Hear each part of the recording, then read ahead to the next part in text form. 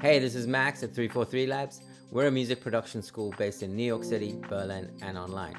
And today I'd like to show you a clip by one of our instructors, John Selway, which is taken from 343 TV, which airs right here on our channel several days per week.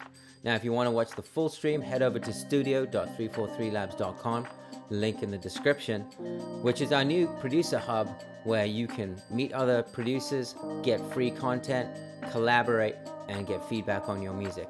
Enjoy the clip. Let's jump back to where I started before I got into this whole micro-tuning device and thoughts about tuning and scales. And what have we got here?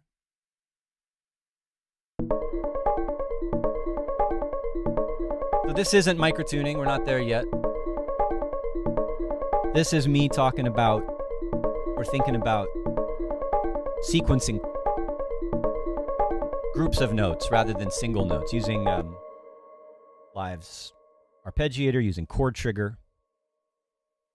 And I didn't start here. Actually, how did I start with this? I don't want to break this. Let's duplicate it and then take a look. A lot of times when I play around with arpeggiators, I'll just play kind of semi-randomly on a keyboard with a pattern going with the arpeggiator and then just sort of see what happens. So, you know, it's funny. You can see I played all these, you know, for however many bars, just fooling around while there was a beat going, and I ended up only using this tiny little quarter note plus an eighth note loop with very little going on. But just to get some perspective, let's see, you know, how did this sound in the beginning?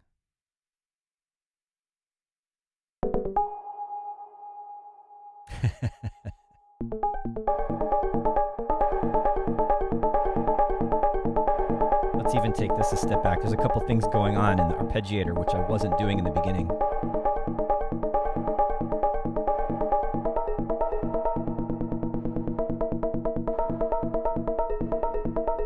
It was like that. You can hear I'm just fooling around. And that was going on with this.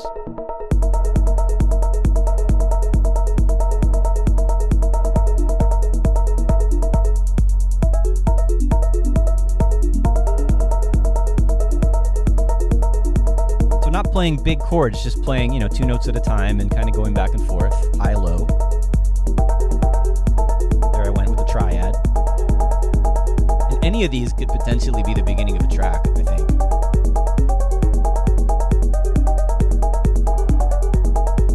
Just trying to get like a certain vibe.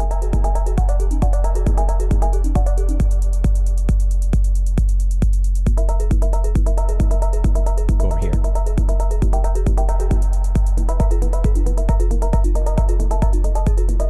I'm playing tritones. I'm playing like augmented fourths or fifths, which is something you hear commonly in darker techno, for sure. Hear like minor ninths and seconds and augmented intervals, and it gives it the kind of dark, twisted, or all right, so you get the idea. It's tense, it's got tension. All right, so that was how I started. If I were to do that again, the MIDI, is the MIDI working? I should have checked this before. All right, so I was going to hit the MIDI keyboard, but the keyboard is not going. So, all right. Let's do this better. All right, there we go. So just playing.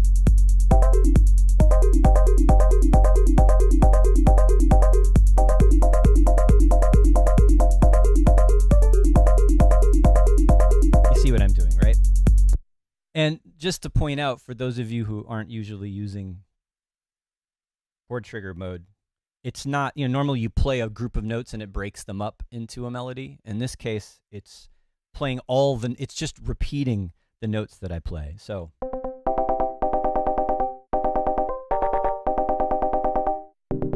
So I can play a chord and it'll just break it up into 16 notes or eighth notes or So that's what's happening.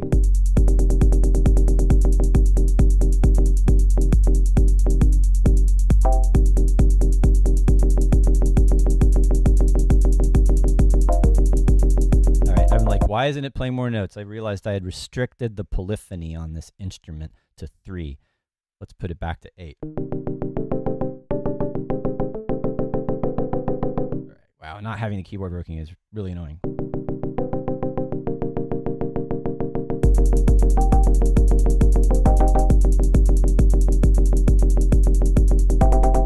All right, you can hear there's some other notes kind of going in there from the MIDI that I recorded foolishly.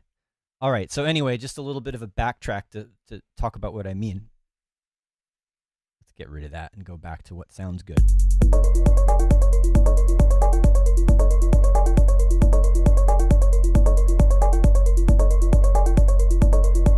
All right. Live Society says, great tension. This is definitely the tense vibe that we're going for. The kind of thing that you can let it play for a while and let it transform kind of slowly. So that's sort of the next stage of this, is I got the pattern that I wanted. There's also, you know, the steps, the transpose, and the distance here. You know, if I get rid of, that's what's really happening, which also sounds really good. And then I was playing around with the distance and the intervals being transposed up, and I settled on 11. Which all of a sudden jumped out as being, that's complex, right? Now, speaking of complexity, there is some stuff going on in the synth that's also kind of adding to this. Right?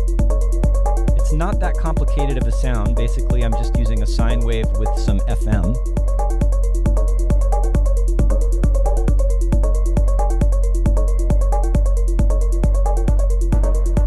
And then just moving through these basic shapes, going from sine wave to a square wave that gives it a little more intensity. But what really is giving it the complexity I like is how the filter is working. You can kind of see that the filter frequency is jumping out and up and down with the different notes.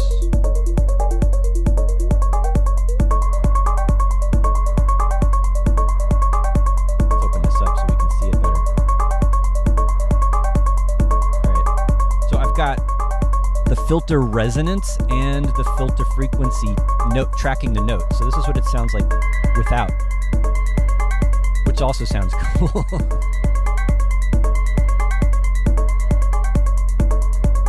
So I've got it tracking the pitch with a negative amount, so when the notes are higher, the filter is lower. And then I've got the filter resonance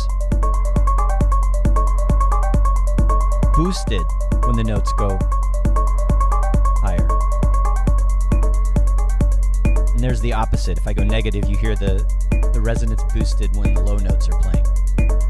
And just playing with this amount is like, if you listen to that and you're tripping out, or let me rephrase that, you can trip out on it. And sort of like the relationship of the frequency and the resonance and the notes is changing all the time. And then if you change the center frequency here that's being modulated around, you can hear different notes happening because the resonance will stick out and it'll add a sine wave, basically. And it's like it's playing a new melody in the middle of that. And it's not in tune. This is where I started thinking about tuning. The resonance is being boosted. It's creating a sine wave at a frequency that's not necessarily exactly in tune with the notes. And it's creating chords, extra chords on top of that.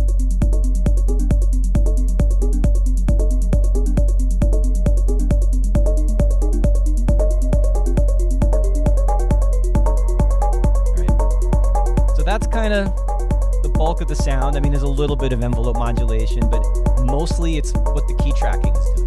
So it's totally dependent. The sound of this is totally dependent on the notes, the MIDI notes, and how high or low they're going. And if if I change what's going on here, it's going to change what the filter's doing. In terms of distance, anyway.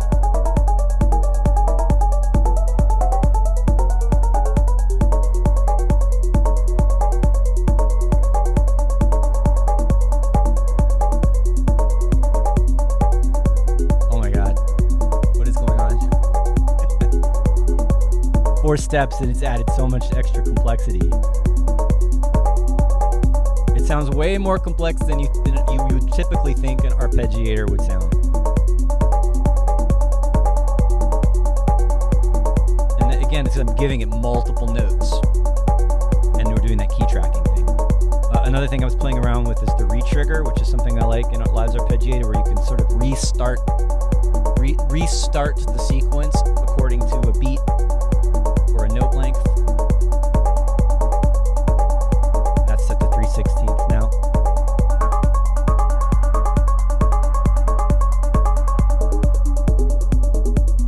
It's getting a little bit more rolling now, a little more continuous, and switching between that and turning it off is a nice variation that I can use in the arrangement. Let's see what you guys are saying about this madness. James Borch says the rhythm is pretty. Thank you. Absent says the reverb is a bit too much. Well, I forgot to talk about the reverb. It's only on one note. I put reverb on it and I was like, there's too much reverb, so I put it on just one note. But you think it's still too much. You can get rid of that. No more reverb. Absent. And yes, I mentioned already that how much I love that kind of Rob Hood vibe, that 90s Rob Hood vibe. Yes, Sean Hodgson, it is a little bit of Rob Hood. May says a galloping kick rhythm could bring even more cool driving hypnotic vibe to this. And I did think about that, like having more bass energy, right? I am not sure about this, but I already have a heavier transient with some reverb on it, which it's not quite rolling, but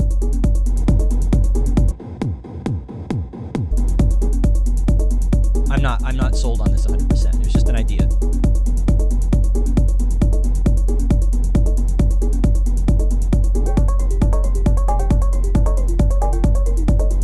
Okay, so that's pretty much that sound.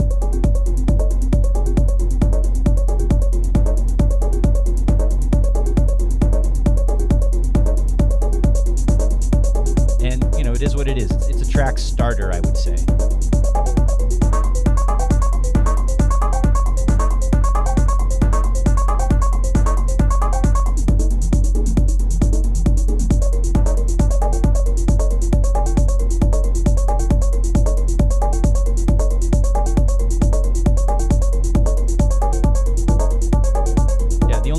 Significant modulation going on in this sound is an envelope controlling how much FM there is, giving it a bit of percussive kind of brightness at the beginning.